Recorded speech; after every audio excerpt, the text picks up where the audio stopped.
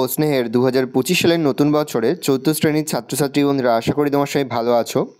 আজ আমরা যে বিষয়টি নিয়ে আলোচনা করব 4th শ্রেণীর সেকেন্ড সামেটিভ অর্থাৎ দ্বিতীয় পর্যায়ক্রমিক মূল্যায়নের পরিবেশ ও বিজ্ঞানের কোশ্চেন পেপার নিয়ে। দেখো সরাসরি স্ক্রিনে তোমরা 4th শ্রেণীর সেকেন্ড সামেটিভ অর্থাৎ দ্বিতীয় পর্যায়ক্রমিক মূল্যায়নের আমাদের পরিবেশের কোশ্চেন পেপারটা দেখতে পাচ্ছ। ফুল মার্কস তোমাদের রয়েছে 30 আর সময় তোমাদের রয়েছে 1 ঘন্টা। একে দাগে রয়েছে সঠিক উত্তরটি নির্বাচন করো। প্রশ্নের মান 1 করে 1 × 5 = 5। গম্ভীরা পালা হয় কোন জেলায়? বীরভূম, বাঁকুড়া, মালদা, মেদিনীপুর। মালদা। মানুষের প্রথম কাজের ধাতু হলো তামা, টিন, ব্রোঞ্জ, লোহা। তামা। ছায়া গঠিত হয় কারণ আলো সরলরেখায় চলে, আলো বাঁকা পথে চলে। অ ও আউ হয় কোনটি না? উত্তর হবে আলো সরলরেখায় চলে। সপ্তর্ষিমণ্ডল দেখা যায় পূর্ব হাইপেন পশ্চিম, উত্তর হাইপেন দক্ষিণ, উত্তর হাইপেন পূর্ব, উত্তর হাইপেন পশ্চিম দিকে। উত্তর হবে উত্তর হাইপেন পূর্ব দিকে। মানুষ প্রথম আগুন জ্বালিয়েছে চকমকি পাথর ঠুকে, দেশলাই দিয়ে, কাঠ দিয়ে, কয়লা দিয়ে। উত্তর হবে চকমকি পাথর ঠুকে। 2 দাগে রয়েছে শূন্যস্থান পূরণ করো। প্রশ্নের মান 1 করে 1 × 5 = 5। হাওড়া ও কলকাতা শহরের মধ্যে যোগাযোগ স্থাপন করেছে ড্যাশ সেতু। উত্তর হবে রবীন্দ্র সেতু। সর্দি ও কাশি সারাতে ড্যাশ পাতা ব্যবহার করা হয়। উত্তর হবে তুলসী। রেল ইঞ্জিন কারখানা আছে ড্যাশ। উত্তর হবে চিত্তরঞ্জন। ড্যাশ প্রথম মানুষের পোষ মানিয়েছে। উত্তর হবে কুকুর।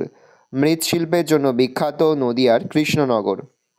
3 দাগে রয়েছে বাম দিকের সঙ্গে ডান দিক মেলাও। প্রশ্নের মান 1 করে 1 × 5 = 5। ডোকরা হবে বাঁকুড়া, পূর্ব বর্ধমান। সিল্কের শাড়ি হবে বাঁকুড়ার বিষ্ণুপুর। গালা শিল্প হবে পুরুলিয়ার ঝালদা। মহাকাশচারীর প্রথম প্রাণী লাইকা নামক কুকুর।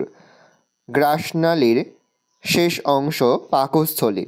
4 দাগে রয়েছে সঠিক বাক্যের পাশে টিক আর ভুল বাক্যের পাশে ক্রস চিহ্ন দাও। প্রশ্নের মান 1 করে 1 × 5 = 5। ঋষি বশিষ্ঠের স্ত্রীর নাম অঙ্গিরা। উত্তরে ভুল, তাহলে ক্রস চিহ্ন দেব। টুসু পরব হয় পৌষ মাসে, ঠিক, তাহলে আমরা টিক চিহ্ন দেব। চাঁদ সূর্যের চারিদিকে অনবরত ঘুরছে। ভুল, চাঁদ সূর্যের চারিদিকে অনবরত ঘুরছে না, ভুল, তাহলে ক্রস চিহ্ন দেব। ব্রোঞ্জ হলো লোহা আর টিনের মিশ্রণ। ভুল, ক্রস চিহ্ন দেব। দুপুর 12টার সময় ছায়ার দৈর্ঘ্য সবচেয়ে ছোট হয়, ঠিক, তাহলে টিক চিহ্ন দেব। 5 দাগে রয়েছে সংক্ষেপে উত্তর দাও। প্রশ্নের মান 2 করে 2 × 5 = 10। মানুষ আগুনে ঝলসানো খাবার খাওয়ার কী কী সুবিধা বুঝতে পেরেছিল? নদীর ধারে জনবসতি গড়ে ওঠার কারণগুলি কী কী? ভেষজ উদ্ভিদ কাকে বলে? 2টি ভেষজ উদ্ভিদের নাম লেখো। লোহা জিনিসের অসুবিধা কী কী? মানুষ প্রথমে কী দিয়ে চাকা বানাতো? বাস ও মোটর গাড়িতে রাবারের চাকা কেন লাগানো হয়? 1+1। এবার উত্তরগুলো দেখে নাও। মানুষ আগুনে ঝলসানো খাবার খাওয়ার কী কী সুবিধা বুঝতে পেরেছিল? 1, উত্তর লিখবে মানুষ আগুনে ঝলসানো খাবার খাওয়ার সুবিধাগুলি ছিল: 1, খাবার নরম হয় যা গিলতে সুবিধা হয়। 2, খাবার হজম হয় তাড়াতাড়ি, খেতেও সুস্বাদু হয়।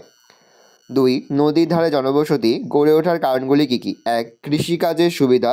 2, নদীপথে যাতায়াতের সুবিধা। 3, পর্যাপ্ত পরিমাণে জলের চাহিদা মেটানো।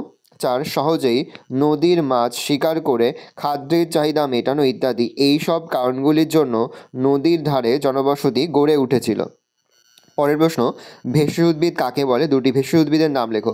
যেসব গাছপালা থেকে ওষুধ তৈরি করা হয় তাদের ভেষজ উদ্ভিদ বলে, যেমন তুলসী, নিম, ঘৃতকুমারী, হলুদ ইত্যাদি। লোহা জিনিসের অসুবিধা কী কী? মরিচা পড়ে যাওয়া। 2, অত্যন্ত ভারী হওয়া। মানুষ প্রথমে কী দিয়ে চাকা বানাতো? বাস ও মোটর গাড়িতে রাবারের চাকা কেন লাগানো হয়? মানুষ প্রথমে কাঠের চাকা বানাতো। বাস ও মোটর গাড়িতে রাবারের চাকা লাগালে রাস্তার সাথে চাকার যে ঘর্ষণ হয় তার ফলে 1, মসৃণভাবে চলতে পারে। 2, গতি বাড়াতে পারে। 3, গাড়িতে ঝাঁকুনি কম অনুভব হয়।